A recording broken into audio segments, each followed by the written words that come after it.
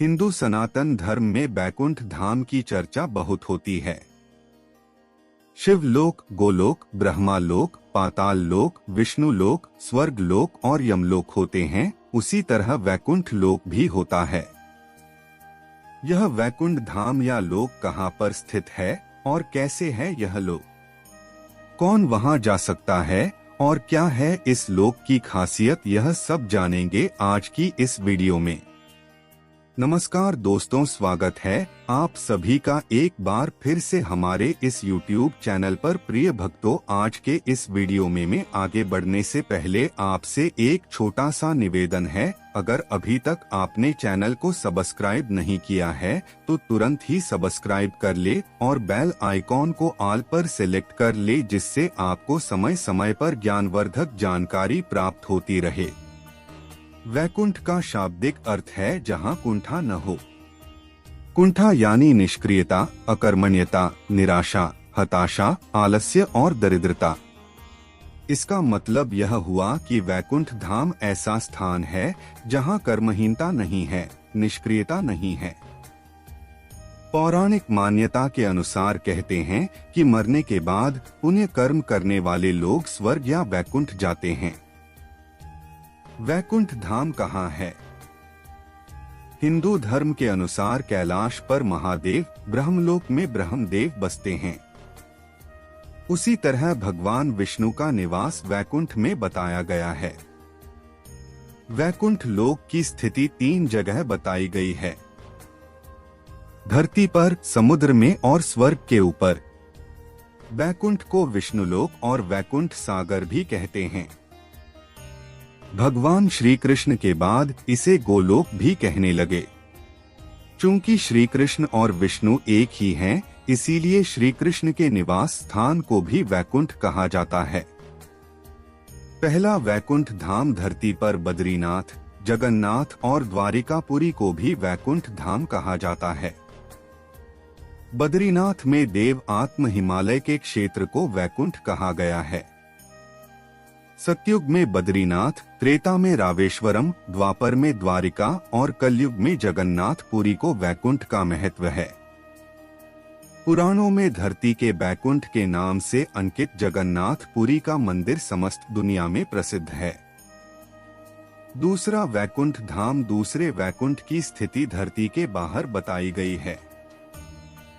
इसे ब्रह्मांड से बाहर और तीनों लोकों से ऊपर बताया गया है। यह धाम दिखाई देने वाली प्रकृति से 3 गुना बड़ा है। इसकी देखरेख के लिए भगवान के 96 करोड़ पार्षद तैनात हैं। हमारी प्रकृति से मुक्त होने वाली हर जीवात्मा इसी परमधाम में शंख, चक्र, गदा और पद्म के साथ प्रविष्ट होती है। वहां से वह जीवात्मा फिर कभी भी वापस नहीं लौटती। यहाँ श्री विष्णु अपनी 4 पटरानियों श्रीदेवी, भूदेवी, नीला और महालक्ष्मी के साथ निवास करते हैं। पौराणिक मान्यता है कि इसी वैकुंठ धाम और एकपाद विभूति के मध्य विरजा नामक एक नदी बहती है।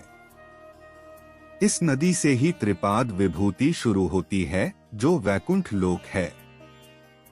इसी एकपाद विभूति में हमारा संपूर्ण ब्रह्मांड और सारे लोक अवस्थित हैं। इस एकपाद विभूति की सीमा के बाद शुरू होता है वैकुंठ धाम। इसी वैकुंठ के बारे में कहा जाता है कि मरने के बाद विष्णु भक्त पुण्यात्मा यहाँ पहुँच जाती है। तीसरा वैकुंठ धाम भगवान श्री कृष्ण ने द्वारिका के बाद एक और नगर बसाया था, जिसे वैकुंठ कहा जाता था। कुछ इतिहासकारों के मुताबिक अरावली की पहाड़ी श्रृंखला पर कहीं वैकुंठ धाम बसाया गया था, जहां इंसान नहीं, सिर्फ साधक ही रहते थे। भारत की भौगोलिक संरचना में अरावली प्राचीनतम पर्वत है। भूशास्त्र के अनुसार भारत का सबसे प्राचीन पर्वत अरावली का पर्वत है। माना जाता है कि यहीं पर श्री कृष्ण ने वैकुंठ नगरी बसाई थी। राजस्थान में यह पहाड़ नैऋत्य दिशा से चलता हुआ ईशान दिशा में करीब दिल्ली तक पहुंचा है। वैकुंठ और परमधाम में अंतर। परमधाम कहते हैं कि परमधाम में जाने के बाद जीवात्मा सदा के लिए जीवन और मरण के चक्र से मुक्त हो जाती है। यह धाम सबसे ऊपर अर्थात सर्वोच्च है। यहाँ निरंतर अक्षय सुख की अनुभूति होती रहती है। यह धाम स्वयं प्रकाशित है। यहाँ न सुख है और न दुख, यहाँ बस परम आनंद ही है। वैकुंठ धाम मान्यता है कि इस धाम में जीवात्मा कुछ काल के लिए आनंद और सुख को प्राप्त करती है, लेकिन सुख भोगने के बाद उसे पुनः मृत्युलोक में आना होता है।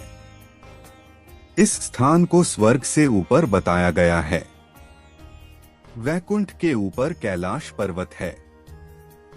वैकुंठ को सूर्य और चंद्र प्रकाशित करते हैं।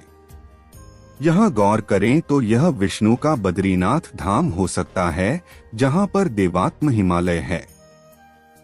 यहीं पर पुण्यात्माएं निवास करती हैं। प्रिय भक्तों, आज के इस वीडियो में बस इतना ही। आपसे जल्दी मुलाकात होगी एक और नई वीडियो के साथ। तब तक के लिए जय श्री राम।